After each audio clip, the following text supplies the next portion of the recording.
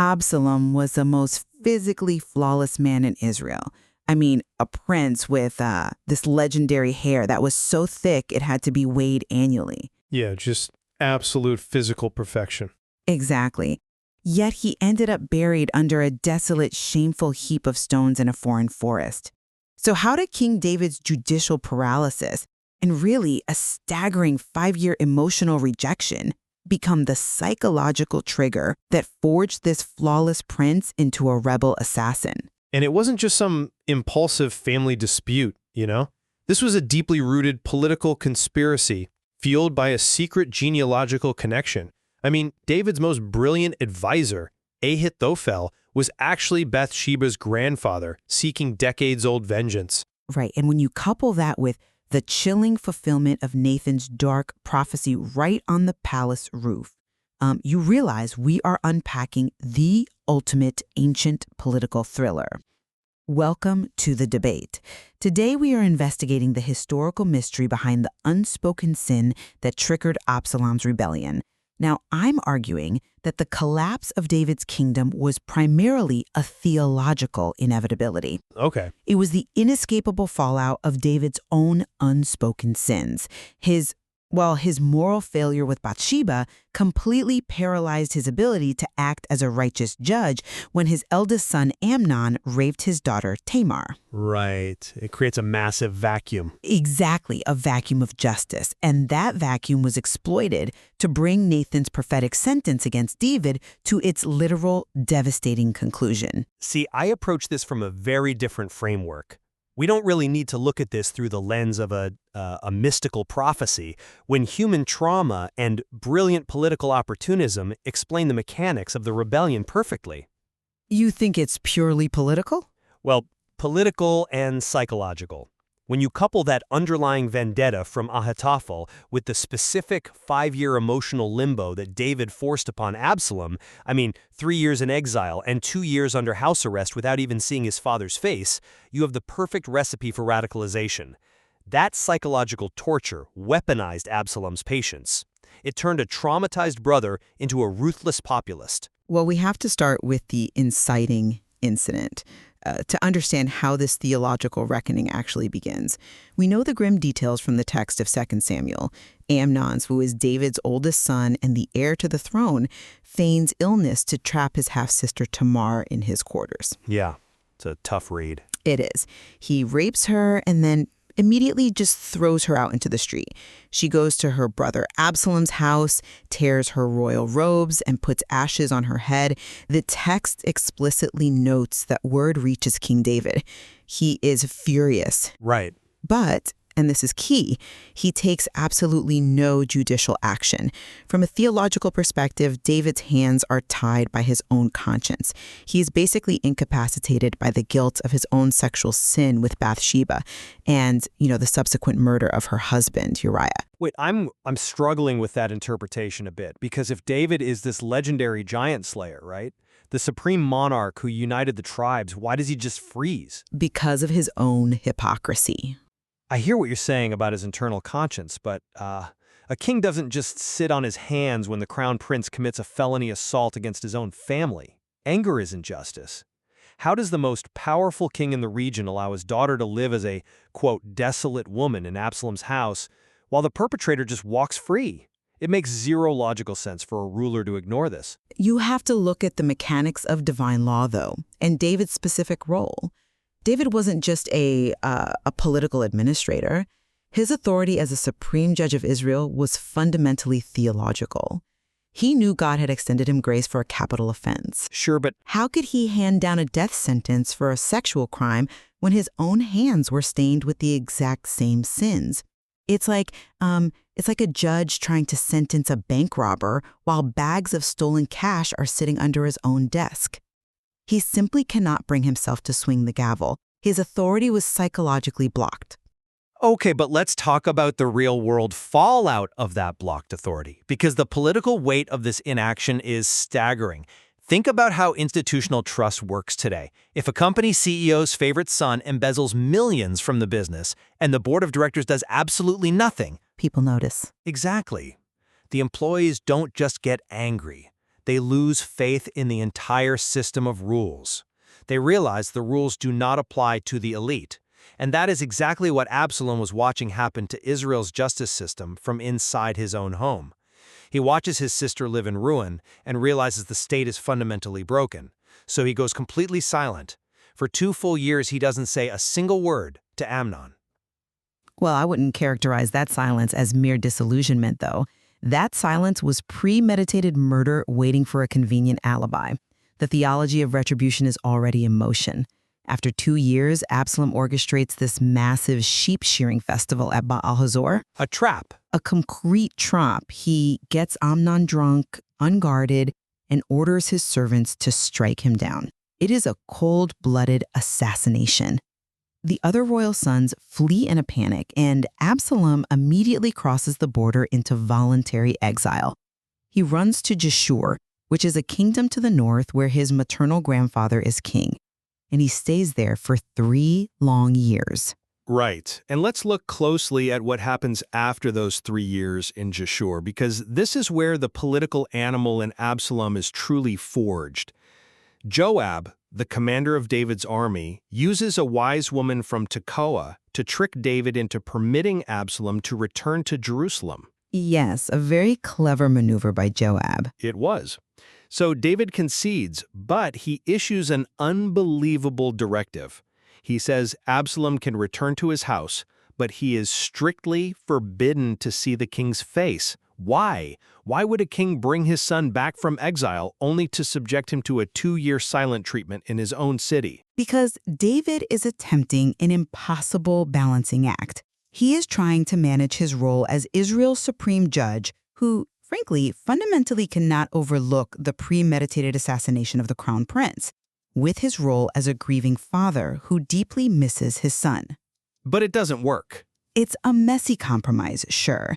Keeping Absalom away from the royal court was a way to preserve the sanctity of the throne without executing his remaining heir.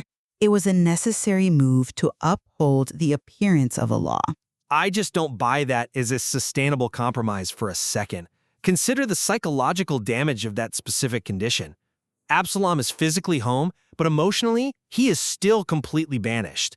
It's a prolonged, agonizing rejection that corrodes whatever affection was left between them. Well, he did kill his brother. Yes, but look at what this environment teaches Absalom. He summons Joab twice to mediate this whole situation, and Joab flat out ignores him. So what does Absalom do? He orders his servants to set Joab's entire barley field on fire. He realizes that extreme, destructive measures are literally the only way to force the establishment to acknowledge him. It certainly forces the issue. I mean, Joab is furious. He finally goes to David, and David summons Absalom. Absalom bows to the ground, and the king kisses him. But the text frames this as a purely external resolution. The damage is done. Absolutely. A public reconciliation that ignores a deeply festering private wound is useless. It's like putting a bandage over a gangrenous infection. The theological rot had already taken hold of the kingdom. That kiss of reconciliation was a completely hollow formality. It formally restores Absalom's status, but it leaves the core injustice entirely untreated. Think about the lesson Absalom has internalized over the last 5 years. His sister is ruined. The system offers no justice. He takes justice into his own hands, he is exiled. He comes back, he is ignored. Right. The only time he gets a response is when he sets a field on fire. This is the exact moment he shifts from a traumatized son to a highly calculated usurper, and he begins his campaign at the city gates. And this is where you lean heavily on the political strategy, pointing out how Absalom procured a chariot, horses, and 50 men to run ahead of him as an ostentatious display of royal ambition. But the real usurpation happens quietly, early every morning. We really need to explain how the ancient judicial system actually worked. To understand how brilliant this move was. The city gate wasn't just a physical entrance, right? It was the courthouse, the town square, the seat of local government. When Israelites had a dispute, they came to the gates of Jerusalem to seek a ruling from the king. Exactly. So Absalom systematically plants himself right in the doorway of his father's power. He intercepts these citizens, validates their claims, and casually drops a devastating piece of propaganda.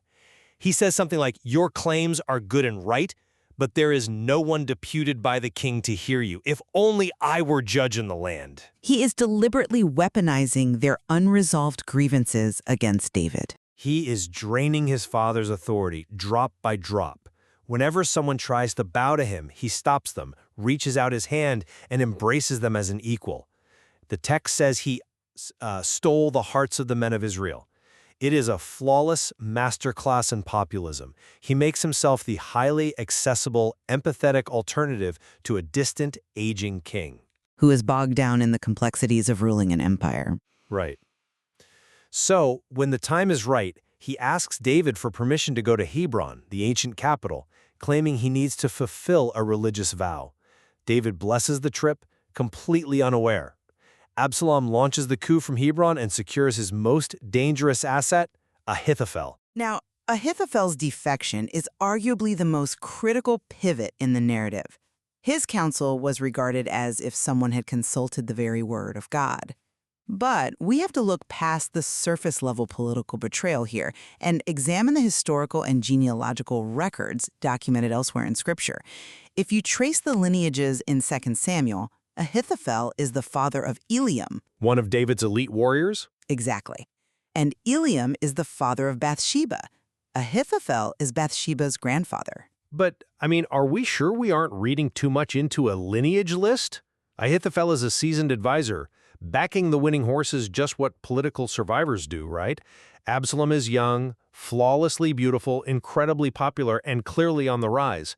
David is losing his grip. Isn't it far more likely that Ahithophel was just making a cold, pragmatic political calculation rather than executing some grand revenge plot? You cannot dismiss a genealogical connection that massive as mere coincidence in a text this precise. David didn't just have an affair with Bathsheba. He murdered Uriah to cover it up. He violated Ahithophel's family in the most profound way possible, destroying his granddaughter's life and murdering his grandson-in-law. It's a dark history, for sure. I argue this was a decades-long vendetta. Ahithophel nursed this hatred quietly while standing at David's right hand, waiting for the perfect moment. It aligns perfectly with the theological reality that David's sin was eating his kingdom from the inside out. Ahithophel wasn't just interested in a smooth political transition. He wanted David's absolute destruction. While when word reaches David that the hearts of Israel have turned to Absalom, he makes a decision that shocks everyone. He decides to flee Jerusalem immediately. He knows Absalom will bring the sword to the city, and he refuses to turn his capital into a bloodbath.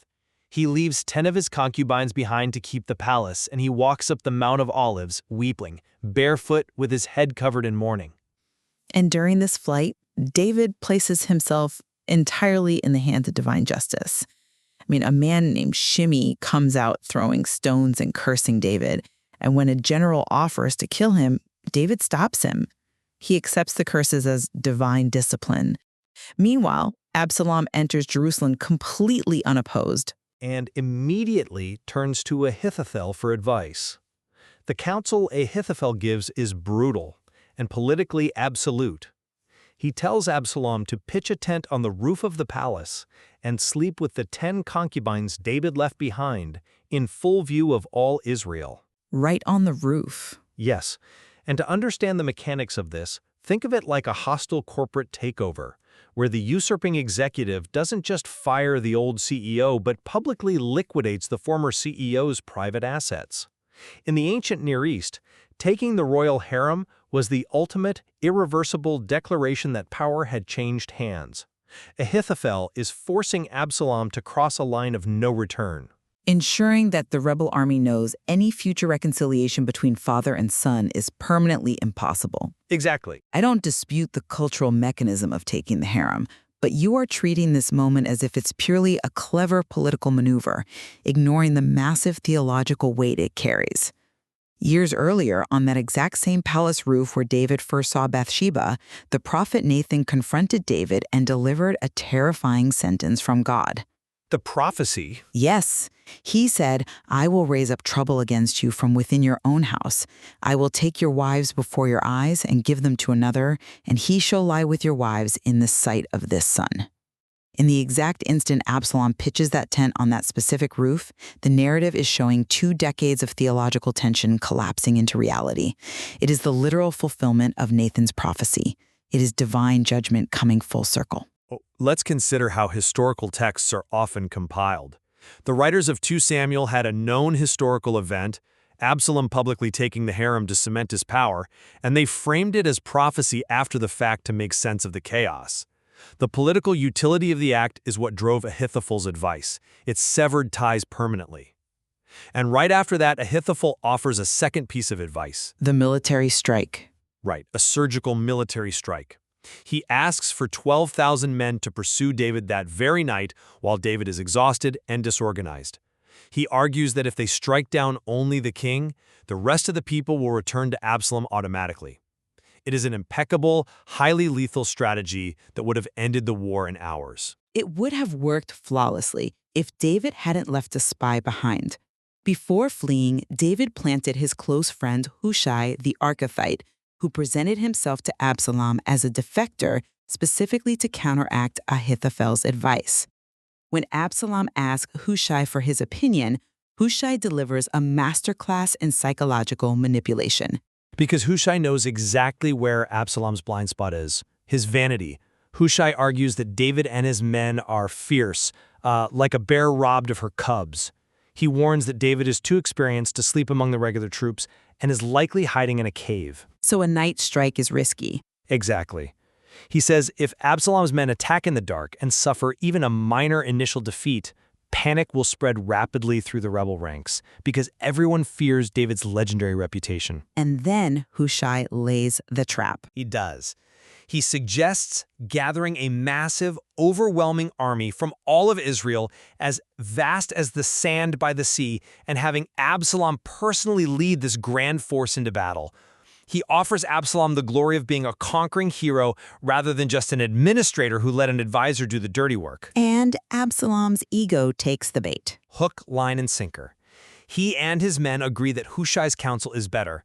And Ahithophel's reaction to this rejection proves his strategic genius.